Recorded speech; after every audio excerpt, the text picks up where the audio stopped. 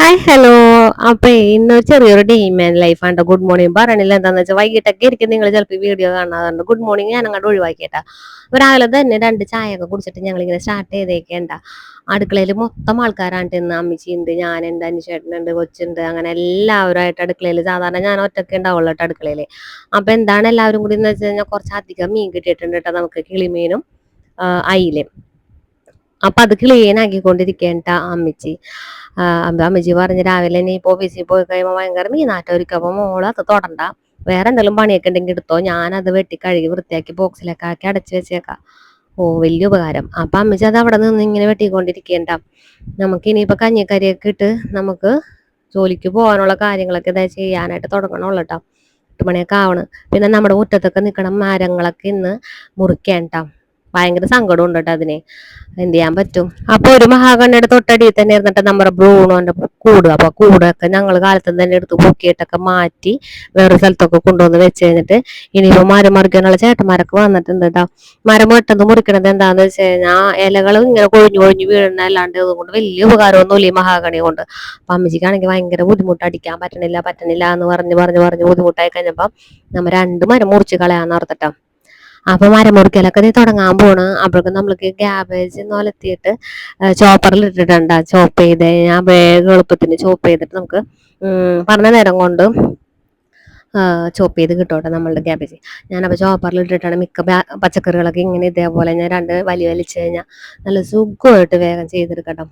അപ്പൊ ക്യാബേജ് ഒലത്തിയതും മീൻ വെട്ടണുണ്ടല്ലോ, മീൻ വറുത്തിട്ടും കൊണ്ടുപോകാന്നുള്ള ആലോചനയിലാണ് ഞാനിങ്ങനെ നിൽക്കുന്നത്. അങ്ങനെ ക്യാബേജ് ചോപ്പറിലൊക്കെ ഇട്ട് അരിഞ്ഞ ഒരുവിധം സെറ്റ് ആയി കഴിഞ്ഞിട്ട് നമ്മൾക്ക് ഇനിയിപ്പം ഇതൊക്കെ ഒന്ന് ഒലത്തി എടുക്കണം കേട്ടോ. നമ്മുടെ ചോറൊക്കെ ഞാൻ കുക്കറിൽ ഇട്ടിട്ട് അടിച്ച് വിസിലൊക്കെ ഏൽപ്പിച്ച് ഇട്ടിട്ടുണ്ട് കേട്ടോ. നമ്മുടെ ഒരുവിധം പണികളൊക്കെ കഴിയുമ്പോഴേക്കും ചോറൊക്കെ ഏകദേശം വെന്ത് സെറ്റ് ആവും. കടുകൊക്കെ പൊട്ടി വന്നപ്പോഴേക്കും നമ്മുടെ ക്യാബേജൊക്കെ പറക്കി ഇട്ട് കഴിഞ്ഞിട്ട് അതൊന്ന് ആവി ഒന്ന് അടിച്ച് കഴിയുമ്പോഴേക്കും നമ്മുടെ ക്യാബേജ് വേഗോല. അപ്പൊ അതൊക്കെ ഒന്ന് ഇരട്ടിയൊക്കെ വെച്ച് കഴിഞ്ഞിട്ട് അടച്ചു വെച്ചിട്ട് അപ്പോഴേക്കും അമ്മച്ചി മീനൊക്കെ വെട്ടി ക്ലീൻ ചെയ്തിട്ടുണ്ട് കേട്ടോ. ഇനിയിപ്പോ ഇത്തിരി കിളിമീൻ എടുത്തിട്ട് കാലത്ത് തന്നെ വറക്കാം നമുക്ക് ക്യാബേജിന്റെ കൂടെ. അപ്പൊ ഒരു മീൻ വറുത്തോ ആവുമ്പോൾ രസമായിരിക്കും മോളെന്നും പറഞ്ഞിട്ട് എനിക്ക് കഴിവ് വൃത്തിയാക്കിയൊക്കെ സൈഡിൽ കൊണ്ടുവന്ന് വെച്ചിട്ടുണ്ട്. ഇനിയിപ്പോൾ അതൊക്കെ ഒന്ന് മസാല പുരട്ടി ഉപ്പൊക്കെ തേച്ചിട്ട് അവിടെ വെക്കണം. അപ്പൊ നമ്മുടെ ഈ ക്യാബേജ് ഒന്ന് വാടി വരുമ്പോഴേക്കും നമ്മളുടെ മസാലയൊക്കെ ഒന്ന് പിടിച്ച് ഉപ്പൊക്കെ പിടിച്ച് മീനൊന്ന് സെറ്റ് ആയിട്ടുണ്ടാവും കേട്ടോ. മീൻ ഇങ്ങനെ കഴുകി കയ്യിൽ കിട്ടിക്കഴിഞ്ഞപ്പോൾ എനിക്ക് ഭയങ്കര ആശ്വാസമായിട്ട്. എന്താന്ന് വെച്ചാൽ നമ്മൾക്ക് വേറെ കൈ നനയാണ്ട് മീൻ പിടിച്ചെന്ന് കേട്ടിട്ടില്ല. അതാണ് ഇപ്പൊ ഇവിടെ നടന്നുകൊണ്ടിരിക്കുന്നത്. അമ്മച്ചിയും വെട്ടിത്തരാന്ന് പറഞ്ഞതുകൊണ്ടാണ് കേട്ടോ. പിന്നെ അപ്പോ കിളിമീനാണ് കേട്ടോ. കിളിമീൻ അപ്പൊ നല്ല മസാലയൊക്കെ പുരട്ടി മഞ്ഞപ്പൊടി മുളക് ഉപ്പൊക്കെ ഇട്ടിട്ട് ഇങ്ങനെ പുരട്ടി അങ്ങോട്ട് വെച്ച് കഴിഞ്ഞാൽ ഒരു പച്ചക്കറി ഒലത്തും ഒരു മീൻ വറുത്തതും ഉണ്ടെന്നുണ്ടെങ്കിൽ എനിക്ക് ഭയങ്കര ഇഷ്ടമാണ്.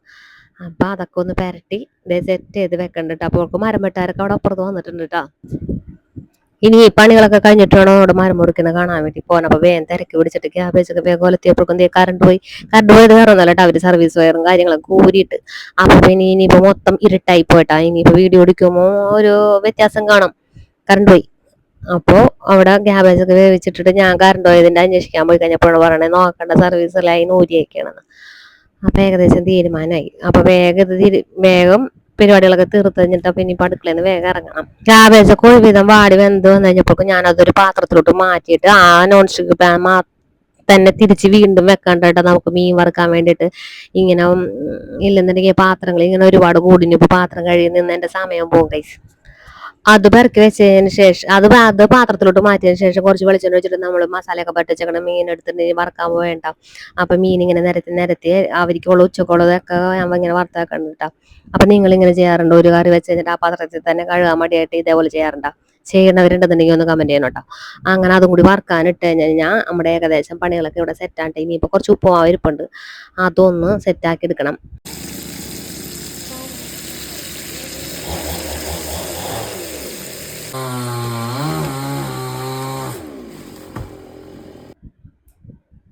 ഏകദേശം നമ്മുടെ അടുക്കളത്തെ പണികളെല്ലാം കഴിഞ്ഞിട്ട് കാലത്ത് ഉപ്പുമാവുന്നായിരുന്നു ബ്രേക്ക്ഫാസ്റ്റ്, അതൊക്കെ റെഡിയാക്കി. ഇനിയിപ്പോ ചോറൊക്കെ 3 പേർക്കും പാത്രത്തിലാക്കണം കേട്ടോ.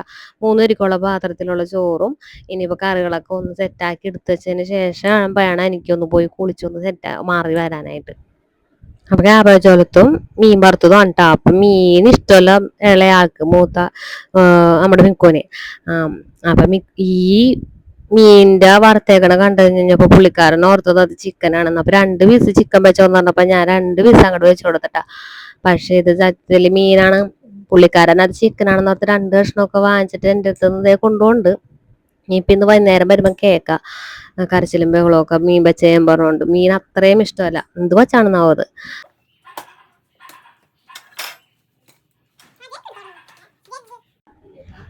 പതിവില്ലാണ്ട് ഞാനിന്നൊന്ന് രാവിലെ തല കുളിച്ചിട്ടാ. എന്നോട് അനുസരിച്ചും പറഞ്ഞു ഒന്ന് തേച്ചരിച്ച് കുളിച്ചിട്ട് ഒന്ന് പോയണെങ്കിൽ നല്ലതായിരുന്നെന്ന്. അപ്പൊ ഞാൻ രാവിലെ അനുസരിച്ചും പറഞ്ഞതല്ലേ എന്ന് ഓർത്തിട്ട് തല കുളിച്ചിട്ട്, സാധാരണ ഞാൻ തല കുളിക്കാണ്ടാണ് ഓഫീസിൽ പോകുന്നത്. എന്താന്ന് വെച്ചാൽ എനിക്ക് തലവേദന കാര്യങ്ങളൊക്കെ വന്നതുകൊണ്ട് ഞാൻ അങ്ങനെ തല രാവിലെ കഴുകാറില്ല. അപ്പൊ ഇന്ന് കുളിച്ചാരണോന്നുണ്ട് ചെറിയ എന്തൊരു വൃത്തി ഉണ്ടല്ലേ എന്നെ കണ്ടാനിട്ട്. നനഞ്ഞ പാടെ തന്നെ കിടക്കണ മുടി, അതുകൊണ്ട് കെട്ടിയൊന്നും വെക്കണില്ല. ഇതിങ്ങനെ ഞാൻ കളിയാങ്കാട്ട് നീലിട്ട പോലെ അഴിച്ചിട്ടിട്ട് പോകാനാണ് ഞാൻ ആലോചിച്ചേക്കണത്. അപ്പൊ ഞാൻ പോട്ടെ ഗൈസ്. ഞാൻ പോകാൻ ഇറങ്ങിയപ്പോഴാണ് മഹാഗണി വീഴാനായിട്ട് ഇനിയിപ്പോ കുറച്ച് നേരം കഴിയുമ്പോൾ നിലം പതിക്കും. അപ്പൊ അത് കണ്ടപ്പോ ഞാൻ മുമ്പത്തെ തന്നെ ഇങ്ങനെ നിന്നിട്ട് നോക്കി, ഇങ്ങനെ കണ്ടു നോക്കി നിൽക്കേണ്ട.